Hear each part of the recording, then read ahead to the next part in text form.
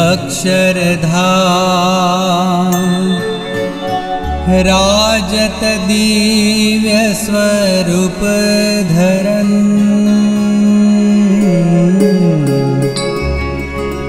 सो प्रकटे घनश्याम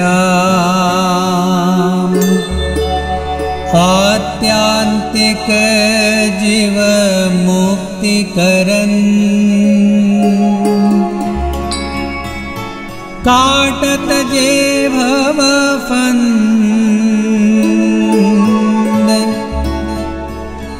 जय जय आवत निज शरण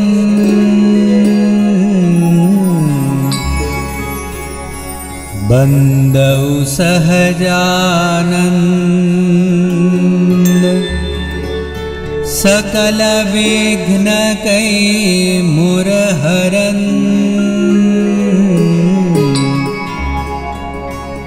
बंदौ अक्षर ब्रह्म गुणातीत जेहि रूप दुवन ताहु प्रकट पर ब्रह्म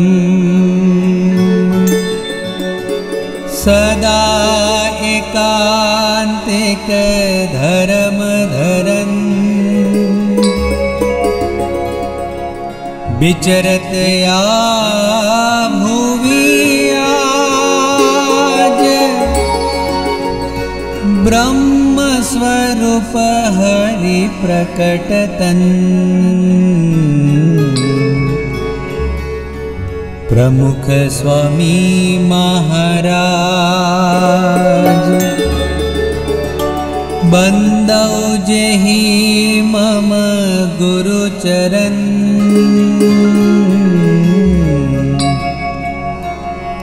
महंत स्वामी महाराज बंदौ जेहि मम गुरु चरण महंत स्वामी महाराज महंत स्वामी महाराज।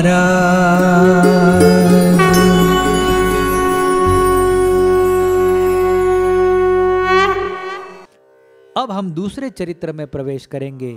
दूसरे चरित्र का श्रवण लाभ लेते हैं।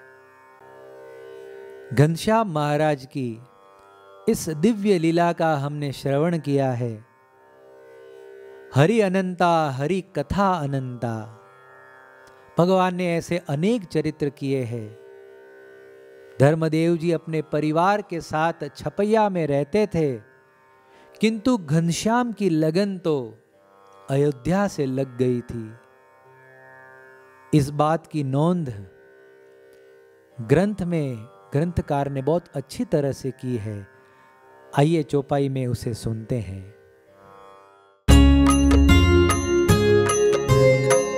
हरि को लगन अवध की लागी, मति हनुमान राम सो जागी। तन छपिया मन अवध ही धामा, बार बार सुमिरत घनश्यामा। सुनि वृष जावत सह परिवारा, अवध भवन निज करत उतारा। बरस 1842 दूज चैत सुदी भृगु दिन ईशा।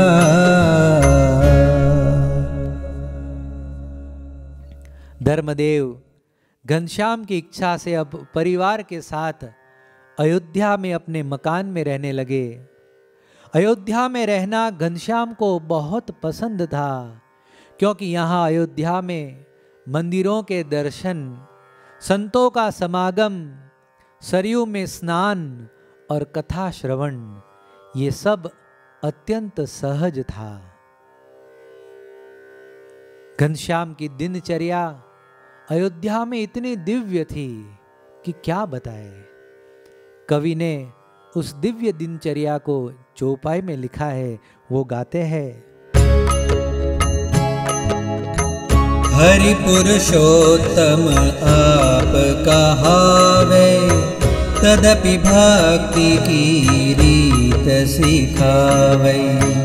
दिन ढलते हरि कृष्ण अचीरा, दर्शन जाते सब मंदिरा। जे जे मंदिर अवध विख्याता, हरि नित संध्या वहीं मनाता। स्तुति करत ही अतिशय दीना, मूरत दरस कथा महोलीना।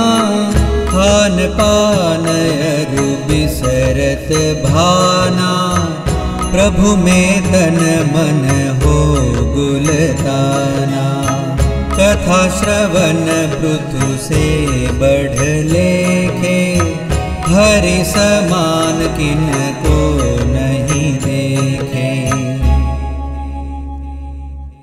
हर रोज दिन ढलते ही घनश्याम मंदिरों के दर्शन के लिए निकल पड़ते थे। सभी मंदिरों में जाकर भगवान की कथा का श्रवण करते थे।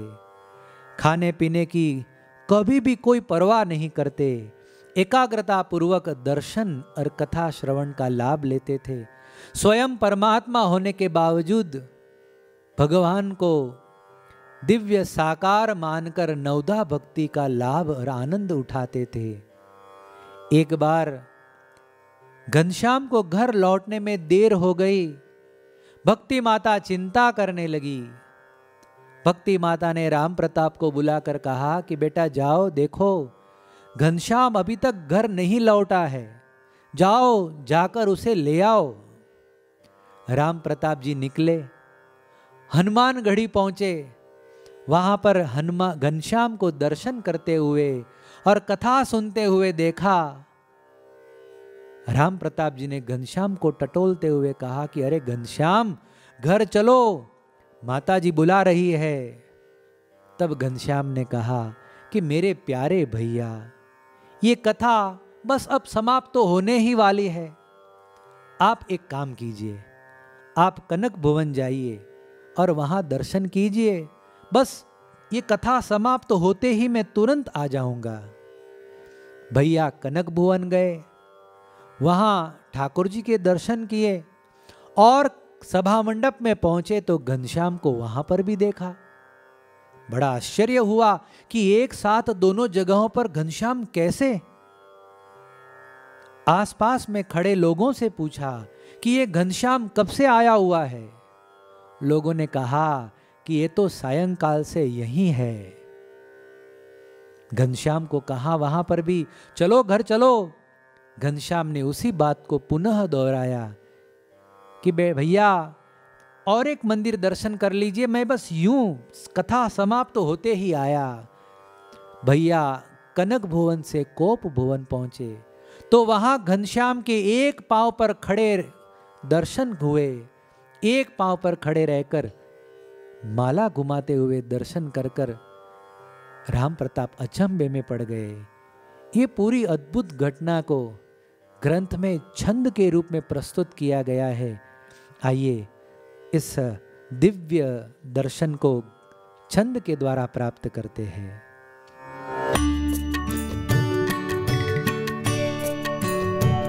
हनुमान गढ़ी मंदिर गए, तब कथा सुनते राम की। बोले सहोदर घर चलो, हरि माँ पुकारे श्याम की।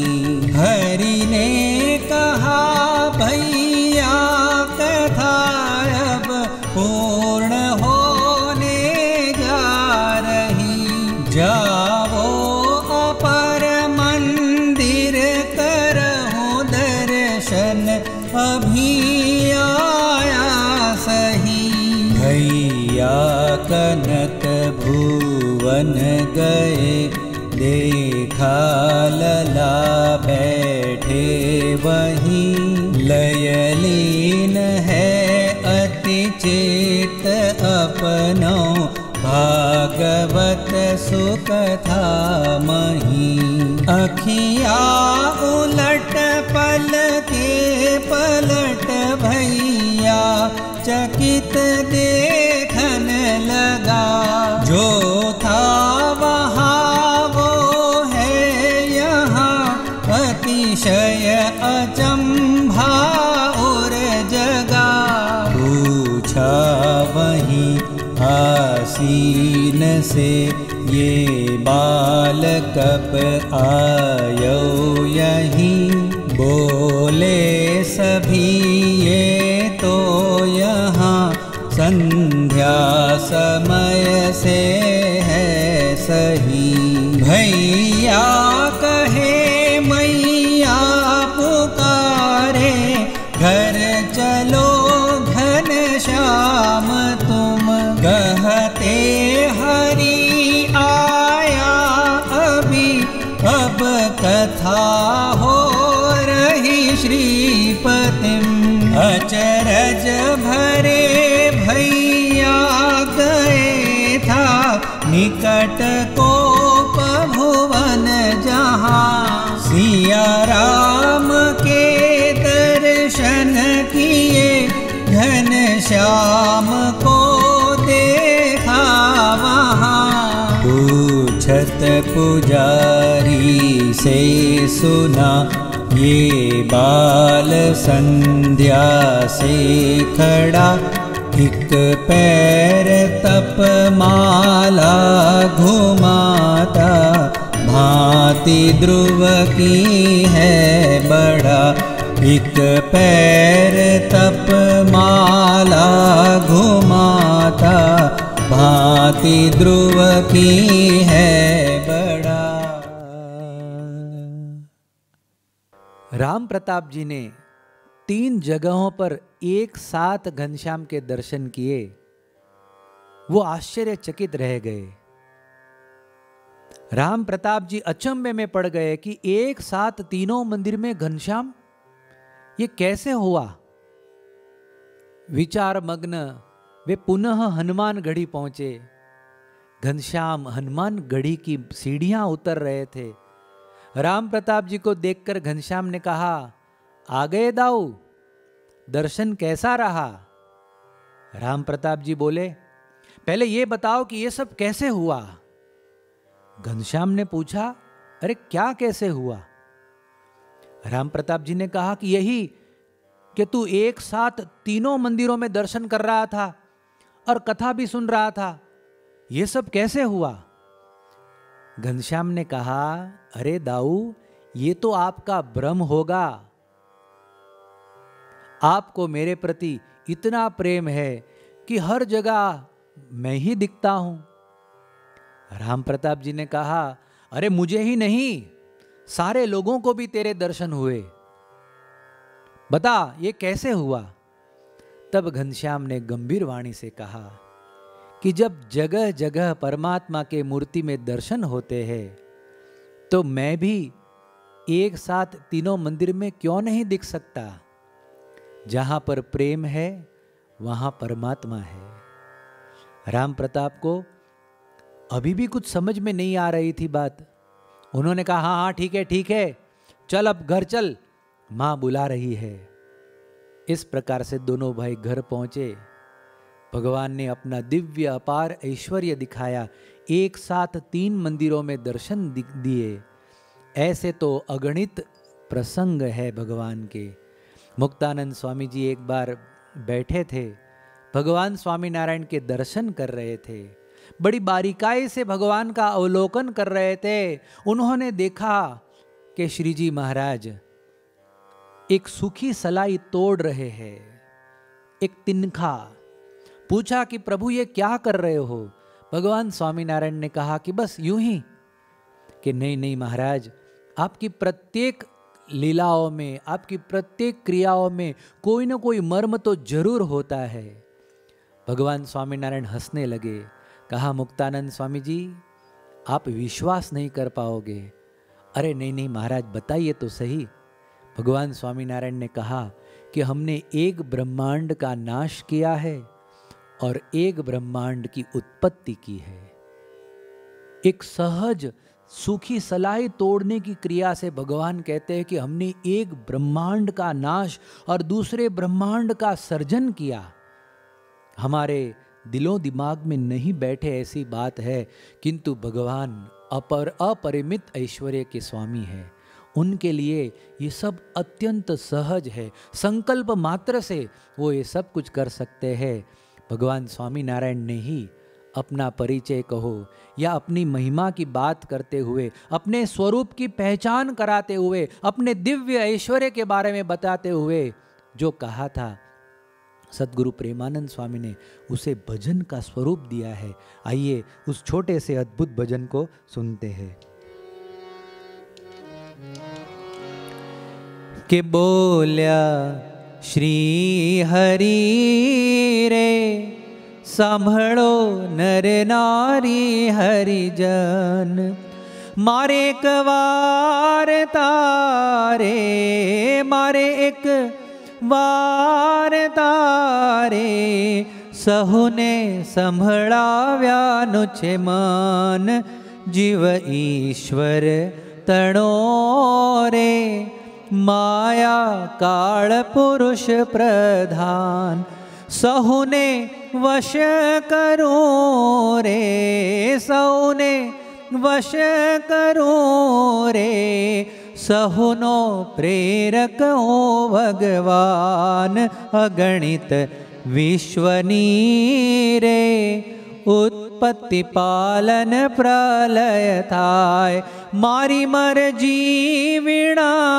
रे, मारी मरजी विना रे, कोई थी तरणो नव तोड़ाय, हेम मने जान जो रे, के मारा आश्रित सौ नर नारी, मैं तो तम आगळे रे, मैं तो तम आगळे रे, वार्ता सत्य कही छे मारी, वार्ता सत्य कही छे मारी, वार्ता सत्य कही छे मारी। अगणित विश्वनी रे, उत्पत्ति पालन प्रलय थाय, मारी मर्जी विना रे, कोई थी तरણો न तोड़ाए। ऐसे समग्र ऐश्वर्य के धनी भगवान स्वामीनारायण थे। उनके इस चरित्र का हमने श्रवण किया। अब और एक चरित्र सुनते हैं। सुवासिनी भाभी घनश्याम के साथ एक अलग प्रकार के संबंध से जुड़ी हुई थी। दोनों के प्रति एक अनूठा प्रेम था और घनश्याम भी किसी न किसी बहाने भाभी को आनंद प्रदान करते थे। चौपाई में उन दोनों के बीच जो संबंध है उसका वर्णन किया गया है। जाकी लगन हो निज प्रति जैसी, तासों प्रीत करत हरि तैसी, भोज सुवासिनी जब ते आई, सो हरि सन निज प्रीत बढ़ाई, हरि निज सुत से अतिशय प्यारा, सुमिरन करती बार ही बारा, हरि को भाभी लाड लड़ावे, बार बार तिनके बलि जावे। एक दिन घनश्याम बोले कि भाभी मुझे बहुत भूख लगी है। भाभी ने कहा कि बस थोड़ी देर रुक जाओ, अभी खाना पकाए देती हूं। किंतु घनश्याम जिद करने लगे। उन्होंने कहा नहीं, मुझे बहुत भूख लगी है, अभी इसी वक्त खाना चाहिए। भाभी ने पुनः समझाया, लेकिन घनश्याम अपने जिद पर अड़िग रहे। थोड़ी देर के बाद वहां गवाक्ष में भाभी की सोने की अंगूठी पड़ी थी, वो उठाकर बाहर दौड़कर चले गए। अपने मित्रों को बुलाया, हलवाई की दुकान पर पहुंचे। हलवाई से कहा कि ये सोने की अंगूठी है, बोलो कितनी मिठाई दोगे। हलवाई लोभी प्रकृति का था, उसने कहा हाँ 2 शेर दे दूंगा। घनश्याम ने कहा अरे 2 शेर से क्या होगा, तो कहा कि 5 शेर दे दूंगा। घनश्याम ने कहा नहीं, हम सब जितना खाना चाहे उतना खिलाना पड़ेगा। तो कहे ठीक है। हलवाई ने मन में सोचा कि बच्चे हैं, ज्यादा से ज्यादा कितना खा लेंगे, ये सोने की अंगूठी से तो 10 मण जितनी मिठाइयां खरीदी जा सकती है। वो राजी हो गया, उसने तुरंत ही हां कर दी। सारे बाल मित्रों को अंदर दुकान के अंदर बुला लिया। बाल मित्र मिठाई खाने लगे। वेणी, माधव, प्राग, रघुनंदन, सुखनंदन, ये सारे भगवान के मित्र थे। वो तो तुरंत ही तृप्त हो गए, लेकिन घनश्याम मिठाइयाँ खाते ही रहे, खाते ही रहे। पूरी दुकान की सारी मिठाइयाँ खाली कर दी, फिर भी घनश्याम तृप्त नहीं हुए।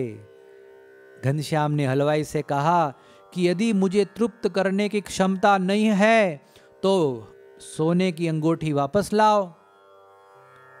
हलवाई जो है वो एकदम फंस गया। हलवाई ने उस समय कोहराम मचा दिया। घनश्याम को दया आ गई, हाथ धोकर पानी पीकर घनश्याम खेलने चले गए। यहां पर शाम हुई, घर में सब लौट आए थे। भाभी ने पहले से ही घनश्याम की शिकायत कर रखी थी। धर्मदेव जी ने उस समय घनश्याम को पूछा कि ये सब क्या हुआ है। सारी बात जानकर उस समय सब हलवाई के पास पहुंचे, अंगूठी के बारे में पूछने लगे। हलवाई एकदम तिल मिला उठा। उसने कहा कि मेरी दुकान की सारी मिठाइयां खा गए, 10 मण जितनी मिठाइयां खाने के बाद अब अंगूठी वापस लेने आए हो। पिता और भैया ने घनश्याम की ओर देखा। घनश्याम बोले कि ये हलवाई झूठ बोल रहा है, मैंने तो एक कण जितनी भी मिठाई नहीं खाई है। हलवाई ने कहा कि चलो चलो अंदर चलो, अपनी आंखों से देख लो, सारी दुकान की सभी मिठाइयां खाली कर दी है। सारे के सारे लोग अंदर पहुंचे।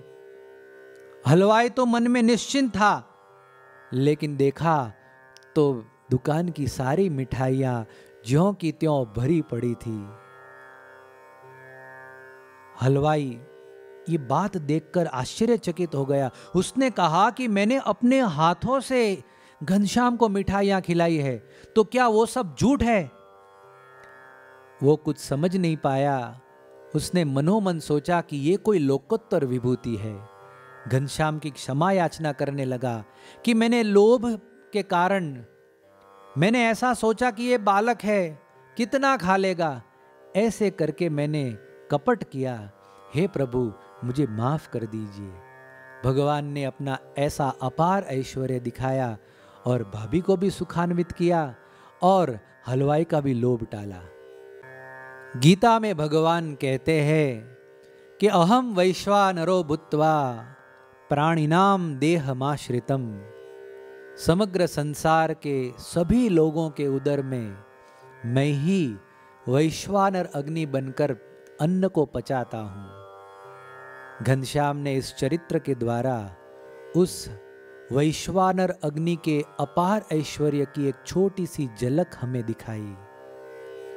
धर्मदेव और भक्ति देवी एक बार अयोध्या से छपैया आए हुए थे। खेत में शाली धान तैयार था, बस केवल घर लाना बाकी था। धर्मदेव जी ने तरगांव से राम प्रताप, सुवासिनी भाभी और घनश्याम तीनों को बुला लिया। सारा परिवार खेती कार्य में जुट गया था। पके हुए धान पर से चिड़ियाओं को उड़ाने का कार्य घनश्याम को सौंपा गया था किंतु घनश्याम तो अपने मित्रों के साथ खेलना चाहते थे। अब क्या किया जाए? घनश्याम ने अपने ऐश्वर्य से चिड़ियाओं को समाधिस्थ कर दिया। खेत पर से यदि कोई चिड़िया गुजरती तो वो तुरंत ही लुढ़क जाती और निश्चेतन हो जाती, समाधिस्थ बन जाती। मित्रों ने कहा, अरे घनश्याम, यदि कोई शिकारी आएगा तो इन चिड़ियाओं को ले जाएगा। घनश्याम ने कहा कि उस शिकारी के भी नाड़ी प्राण मेरे वश में है। शाम तक घनश्याम खेलते रहे और जब शाम हुई तो घनश्याम ने दृष्टि मात्र से उन चिड़ियाओं को समाधि से वापस लौटा दिया। ये समग्र घटना का अद्भुत वर्णन चौपाइयों के द्वारा हम सुनते हैं। पितु आदेश शिर पे धरी, गए सखा सह श्याम, खेत की चारों ओर घूमे,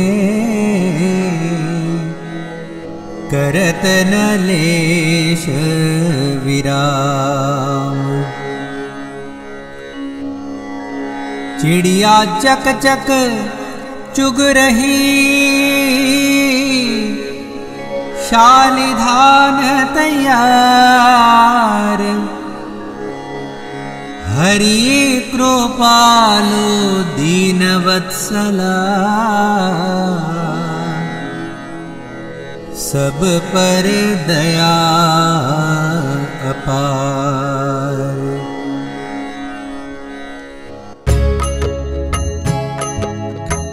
चिड़िया नहीं घनश्याम उड़ाई, खिला तृप्त कर वहीं सुलाई। एक नजरिया जब हरि कीन्ही, सबको जड़ समान कर दीन्ही। ज्यों की त्यों रह गई बिठाई, हलन चलन नहीं कछुए पाई।